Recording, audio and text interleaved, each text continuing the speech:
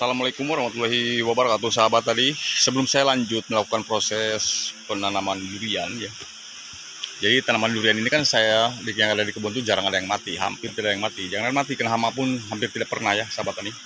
Karena yang saya lakukan awal tanam itu bibitnya ya, dari dahulu di sini tempat penyimpanan bibit-bibit saya ya, ketika diistirahatkan atau di karantina lah istilah bahasa ininya. Dan di sini tuh alpukatnya juga ada cempedak, cengkeh.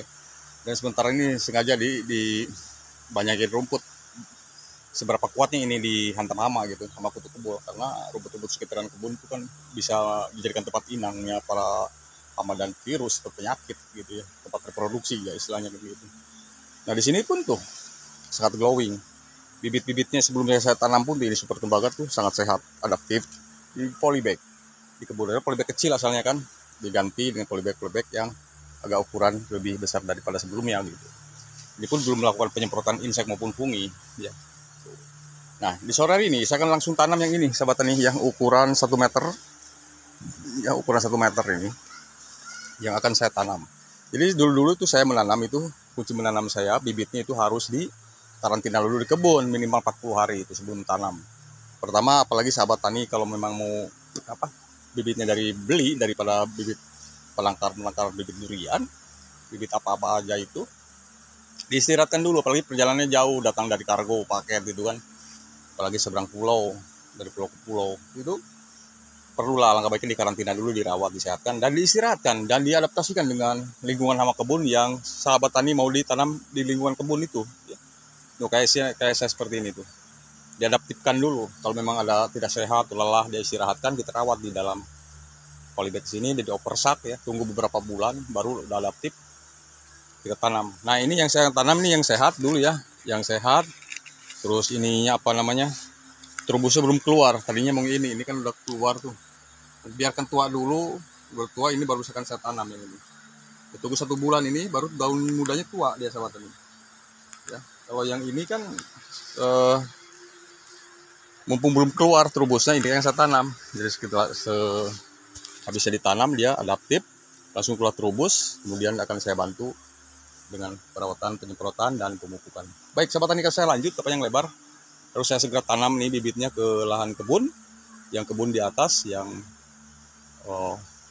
tempatnya kebiring gitu ya, cadas, dan akan saya tanam di sore hari ini. Lubang tanamnya sudah tersedia dari mulai kemarin.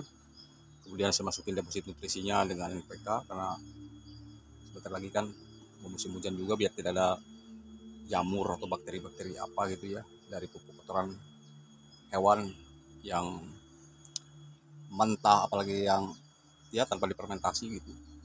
Saya cari aman dulu lah seperti biasa, karena yang contoh-contoh yang tadi aja sudah seperti itu adaptifnya ya, yang sudah tertanam. Alhamdulillah tidak ada yang gagal, dan saya tidak berharap untuk gagal sahabat tani ya. Nah ini sudah dibuka plastiknya, dan akar pun sudah nembus pada beberapa bulan aja kemarin di oversak. Dan di sini saya akan ngambil dari sini tanahnya ya, untuk menimbunnya. Dan ini jangan sampai tertimbun, itu adalah kuncinya ya, jangan sampai tertimbun supaya pertumbuhannya tidak stagnan atau tidak terlambat, tidak di situ-situ saja ya, biar dia cepat naik. Terus kemudian rajin penggemburan, nanti masuknya musim hujan dibersihkan terus gulmanya, drainase yang penting sahabat tani. Baik, saya akan lakukan proses penimbunan atau penanamannya mumpung masih ada waktu dan kesempatan. Kebetulan ini sebentar lagi pun rasanya mau hujan juga sahabat tani. Baik, sudah tertanam sahabat tani. Jika ini sebentar tidak ada hujan, maka akan saya siram ya sahabat tani. Diusahakan bibitnya yang mau ditanam itu harus sehat seperti ini ya, tidak ada bercak ataupun jamur ya. Makanya itu tujuan dari di karantina itu kan seperti itu, bibitnya dipastikan sehat, tidak ada masalah apapun. Mana tahu kan kalau memang sahabat tadi beli dari pebibitan, bibitnya bermasalah, yaitu jangan langsung dulu ditanam, jadi rawat dulu di karantina, biar memudahkan kita ya untuk melakukan proses perawatan sampai seadaptifnya, dan barulah lepas itu diperlahankan. Ya ini berjajar sampai ke sana ya sahabat tani, pohon durian yang sudah prageneratif, dan ini menyusul ya. Di atasnya juga ada untuk di blok ini, sampingnya pun bisa.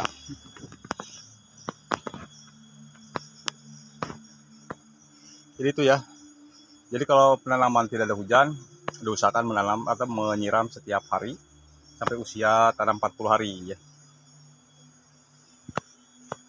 Lalu lepas dari itu normal lah penyiramannya, biasa dilakukan 1 minggu 3 kali. Dan jangan lupa penyemprotannya ya, insek maupun fungisidanya dilakukan nanti di musim hujan.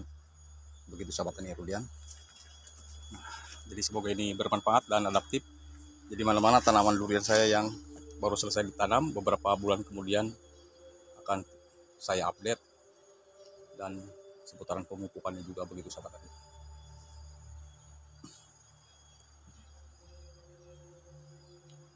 Jadi milih yang tegak begini.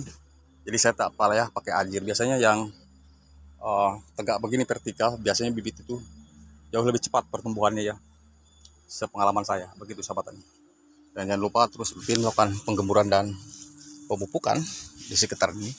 Dan saya menanam durian hampir tidak pernah pakai uradan begitu. Tidak pernah. Dan ini pun dolomit nanti menyusul nanti dipersiapkan untuk keseluruhan tanaman durian saya yang ada di sini, baik alpukat, pisang, cengkeh dan lain-lain.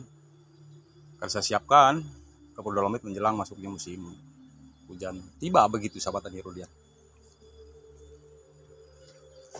Dan nanti yang di bawah itu akan saya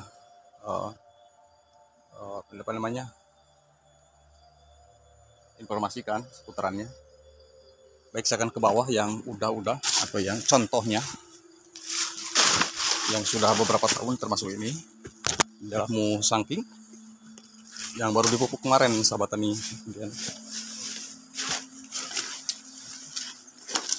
Dan ini alpukat. Ini yang kemarin-kemarin adalah duri hitam ya. Yang dimana usia 2 tahun ini sudah mulai adaptif. Terus termasuk yang bawor di bawah juga. Sama perlakuan nanamnya seperti barusan. Akhirnya alhamdulillah adaptif seperti ini. Sangat subur sekali pertumbuhan. Sudah targetlah 2 tahun lagi nanti dilatih insya Allah. Begitu sahabat tani. Dan terus dirawat, pH-nya diperhatikan, dan dolomitnya juga harus ditabur. Dan ini baru pemupukan kemarin ya. Seiring berjalannya usia tanaman durian ini semakin bertambah juga pupuk dosis yang harus diberikan kepada tanaman durian. Jadi seperti itu ya. Inilah contohnya bahwa saya menanam durian. Kalau bibitnya di karantina dahulu seperti ini, apalagi yang di bawah-bawah sana, mungkin tahun depan pada berbuah sahabat tani Rudian. Dan insya Allah pemupukan akan terus saya perhatikan dari mulai pertumbuhan sampai usia prageneratif.